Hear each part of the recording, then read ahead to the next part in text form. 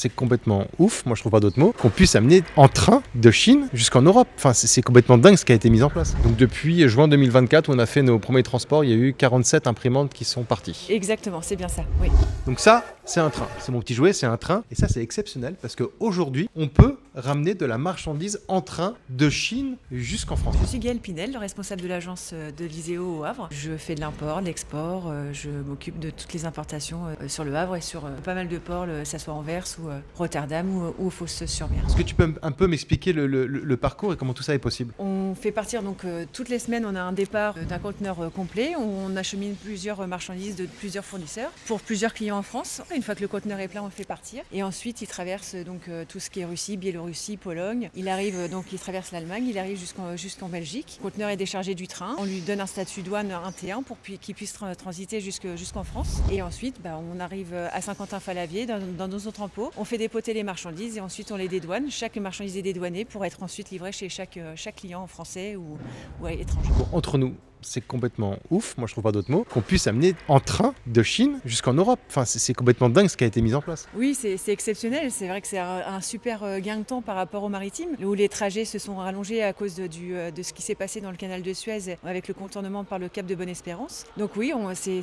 assez fou puisqu'on arrive à faire venir des trains en 25 jours, en partance de Chine jusqu'à Liège et du coup en porte-à-porte, à 30 jours, on livre nos clients. Nous, au Havre, on n'a pas forcément beaucoup de clients qui font venir leurs marchandises via le train, mais c'est vrai que les fois où on utilise le train pour accélérer les choses, en fin de compte, les clients ils utilisent ce moyen de transport pour vraiment gagner du temps. Et au niveau de l'argent aussi, parce que c'est quand même plus rapide que le maritime, moins rapide évidemment que l'aérien, mais c'est quand même moins onéreux pour les marchandises. Donc ils sont vraiment soulagés de savoir qu'il n'y a pas de retard, les délais sont respectés et donc ils peuvent aussi respecter leurs contraintes opérationnelles de leur côté pour disposer de leurs marchandises dans les temps. Parce qu'au final, il y a très peu de problèmes, voire pas de problème. On a une fois une bonne frayeur ensemble avec la Russie. C'est ça, exactement. Et puis, alors il arrive quelquefois d'avoir des congestions et on a eu quelquefois des retards. C'est vraiment très peu par rapport au nombre de conteneurs qu'on a expédiés en voie ferroviaire. Mais c'est vrai que par rapport au maritime où il y a de fortes congestions, on est aussi tributaire des conditions météorologiques. Quand il y a des tempêtes, etc., les opérations des navires sont stoppées, ce qui retarde aussi un peu plus l'acheminement des marchandises en France. Par rapport à Cavic Vertical Print, combien de transports, combien d'imprimantes on a importé ensemble? Alors c'est facile puisqu'elles sont numérotées tes imprimantes. Donc là, on a fait partir la numéro 46 et la numéro 47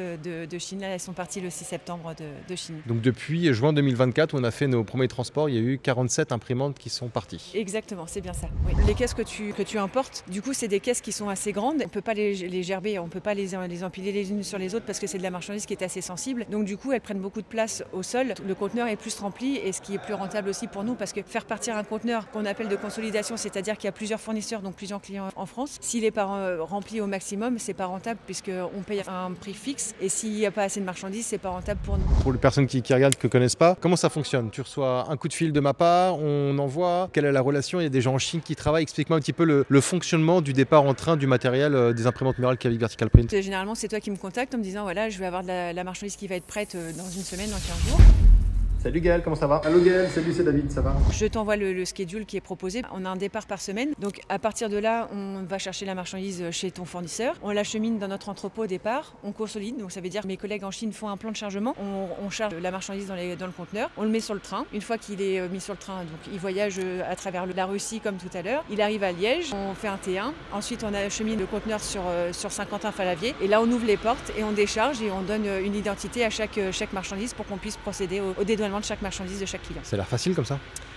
Ça va. Les gens sont professionnels, donc ils ont l'habitude. Donc oui, c'est un métier et tout se passe bien de manière générale. Derrière chaque imprimante, pour toi, à l'ISEO, combien de personnes sont impliquées? Il y a combien de personnes derrière tout ça, finalement, derrière chaque imprimante? Alors, en Chine, on a notre collègue qui s'appelle Michel. Et c'est elle notre contact dédié pour tout ce qui est mise en place des bookings, un départ de train. Après, évidemment, il y a les gens à l'entrepôt qui chargent les conteneurs. Et ensuite, on a nos collègues, Jérôme, actuellement, qui s'occupe aussi du train. On a notre prestataire, notre agent de douane à Liège, qui donc nous donne le T1. Et puis ensuite, après, il y a les entrepôts. Donc ici, nos collègues qui déchargent le conteneur. On a nos collègues de la douane qui donnent le statut de douane. Et puis moi, après, qui organise la livraison chez des colacs. Et mes collègues du service affrètement qui, eux, affrètent le transport. Qui me confirment une fois que j'ai réservé le transport.